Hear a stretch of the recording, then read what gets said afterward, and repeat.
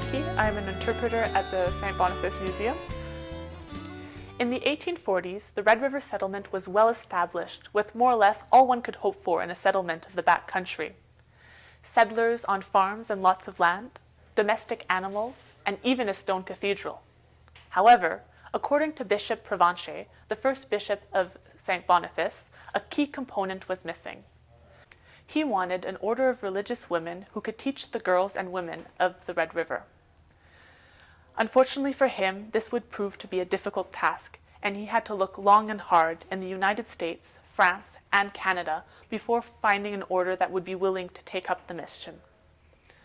It's in a religious order of Montreal, nicknamed the Grey Nuns, that he will receive an enthusiastic response. 17 nuns volunteered to follow him out west when he had only asked for 3.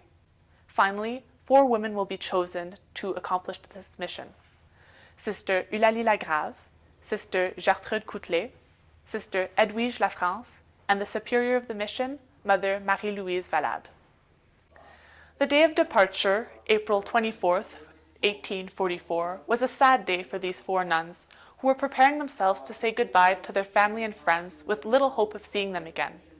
Moreover, they knew they were moving to a bit of country that wasn't developed like their hometown of Montreal, and that they would quickly have to adapt. However, despite this, they left l'Île d'Orval with determination, courage, and faith. The journey from Montreal to the Red River was a long and difficult one. Torrential rains, glacial winds, 150 portages, and the constant attack of mosquitoes, black flies, snakes, and toads. It seemed as if all the forces of nature were against them during this 2-month-long voyage. The Grey Nuns were offered a tent to spend the nights sheltered from these obstacles, unlike the Voyageurs, who had to sleep under their canoes. However, despite this shelter, Mother Valade and Sister Lagrave had trouble falling asleep, unlike Sister Lafrance, who would sleep day and night.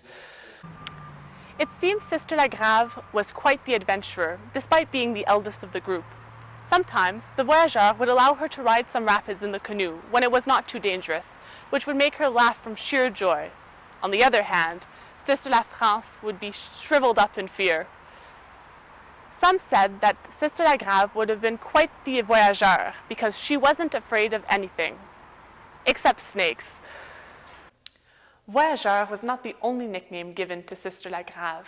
We also called her La Grosse Sœur Mauvaise, which in English means the big and mean sister. However, this does not sound as insulting in French as it does in English.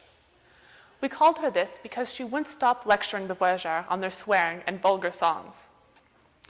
Mother Valade, however, writes that these sea wolves were quickly tamed and that they would often come and pray with them by their tent. Even Bishop Provencher recognized that these robust men had changed, writing that by the end of their journey, they were singing church hymns instead of their usual songs to keep the rhythm of the canoe. On May 13th, misfortune strikes when Sister Lagrave sprains her ankle while embarking a canoe. At first, she tries to push ahead despite the pain, and even the voyageurs stop singing so as not to tire her. However, her injury worsens, and the voyageurs are forced to carry her during the portages. When they arrive at Fort William, which is now the city of Thunder Bay, the voyageurs are tired of having to carry Sister Lagrave, who was heavier than most.